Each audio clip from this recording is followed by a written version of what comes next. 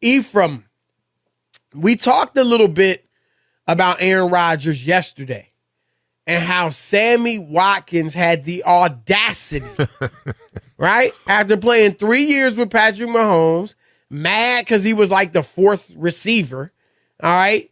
And going to leave there, go to Green Bay where he's been for a couple of weeks, and say Aaron Rodgers is on a whole nother level than Patrick Mahomes. And Davante Adams doubled down. Now, he didn't bring Patrick Mahomes into the discussion, but he did say this about his former quarterback. You said, I'm going from one Hall of Famer to another.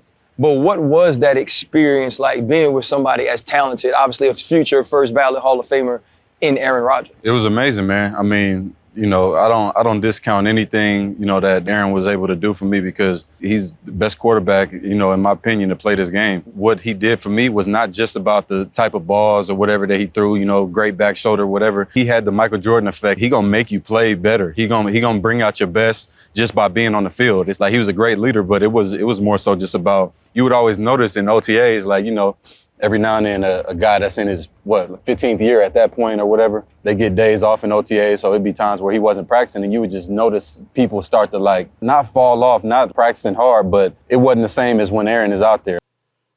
Two things I take issue with Davante saying. One, he's the best to ever do it. Now, I do think, Ephraim, there's an argument, a strong argument, for him to be the best ever in the regular season. It's probably either him or Peyton Manning. I would pick Peyton Manning over him in a heartbeat. Wouldn't even question it. Wouldn't even take me time. Regular season. I wouldn't even debate it. Because of all the cerebral nature that Peyton Manning brought. was a problem. He was a problem. Ask every defensive coordinator on the planet Earth. Ask every linebackers coach. Ask every defensive line coach, who gave you the most problems at quarterback? Ask him. And it was because he was like, well, here's not the one thing. He's obviously great all around. But the thing I always would say about Peyton Manning, Ephraim, obviously he changed the game.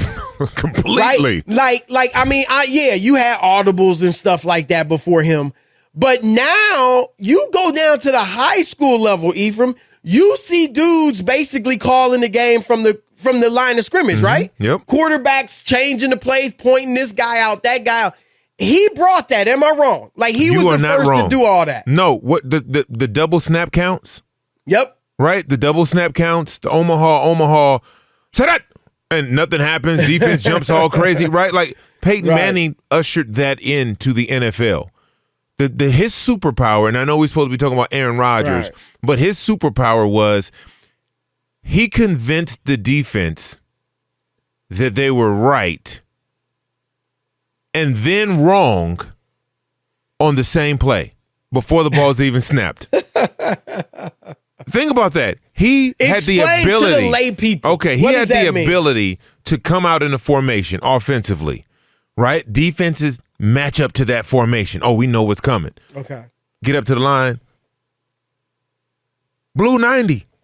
Omaha. Set that! Defense, or they do something. Peyton Manning steps back. Kansas. 3-3. Kansas. Now the defense is like, oh, okay, he knows what we're doing. Defensive coach, they audible out of whatever defense that was. You audible into something else that you think he's doing, you're wrong again. And he's doing the first same play. You picked wrong. You're wrong twice. Right. In one play. I mean, it happened time and time again. Peyton Manning was the only. I've played against all of them. All of them. I've played against all of them. Tom Brady, Aaron Rodgers, Drew Brees, Peyton Manning, all of them.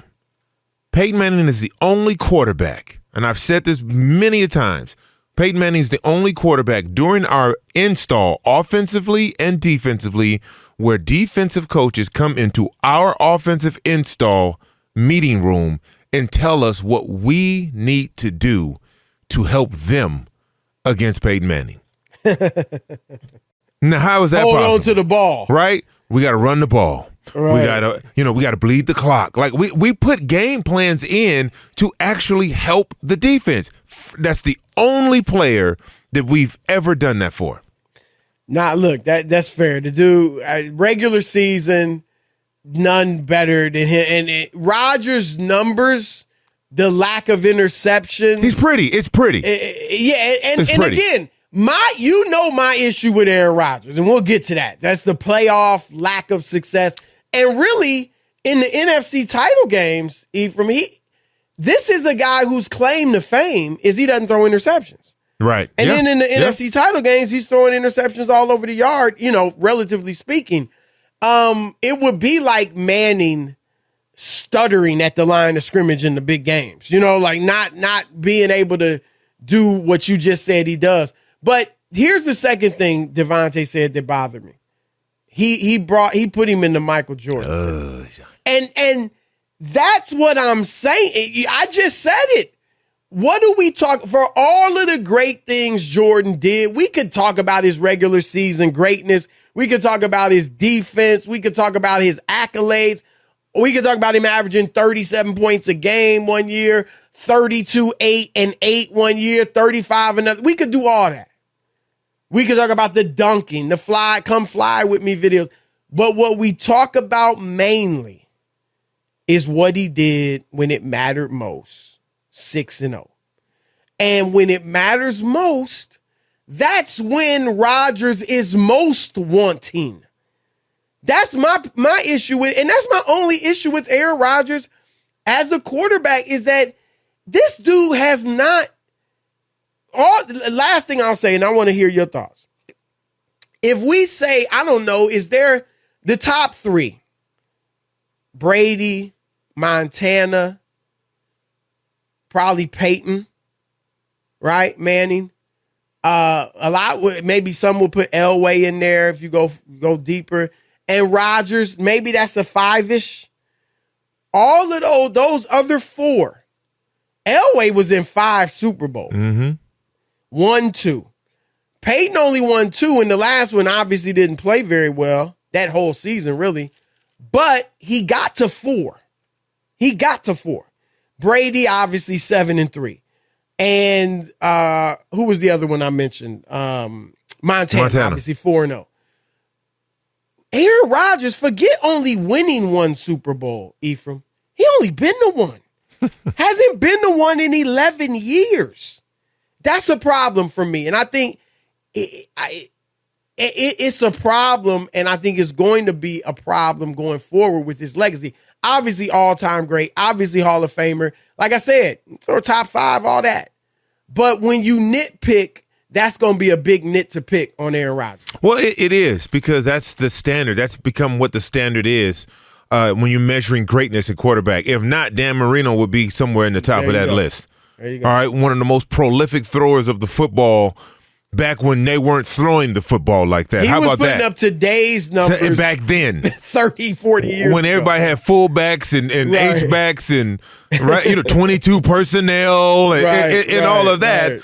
You had Dan Marino shredding, throwing for 5,000 yards, 4,000 yards, 4,500 yards. Like, people were like, man, this is crap. 48 touchdowns. Right. Right? Like a video game. It literally was. In 84, in 84, Dan Marino threw for 5,084 yards and 48 touchdowns. What? That's crazy. How? That's crazy. How is that even possible if Dan Marino came out of college today? Oh, and by the way, that was his second year in the league. But if Dan Marino came out of college today, oh my God.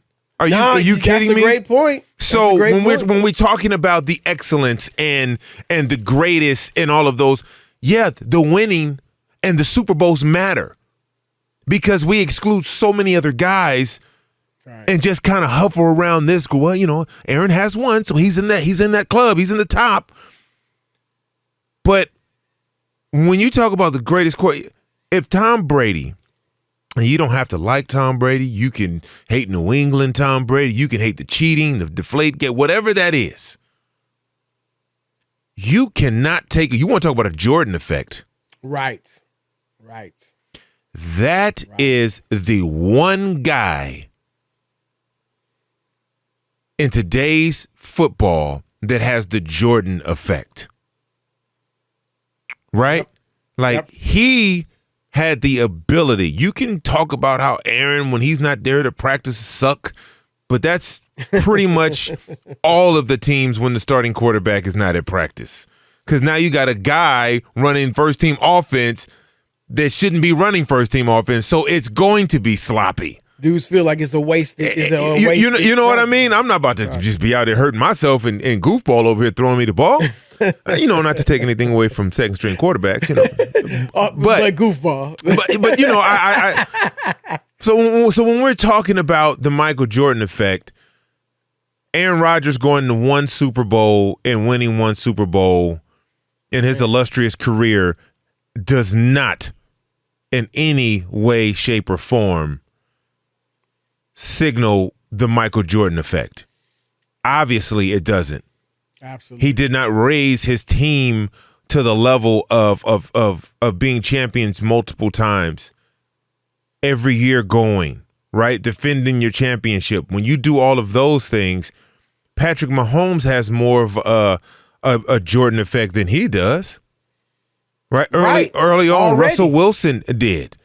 Right? Like, so that when you start asking guys questions and they start just throwing anything in there, you lose the validity of what they're saying because you pick apart those. You're like, well, what?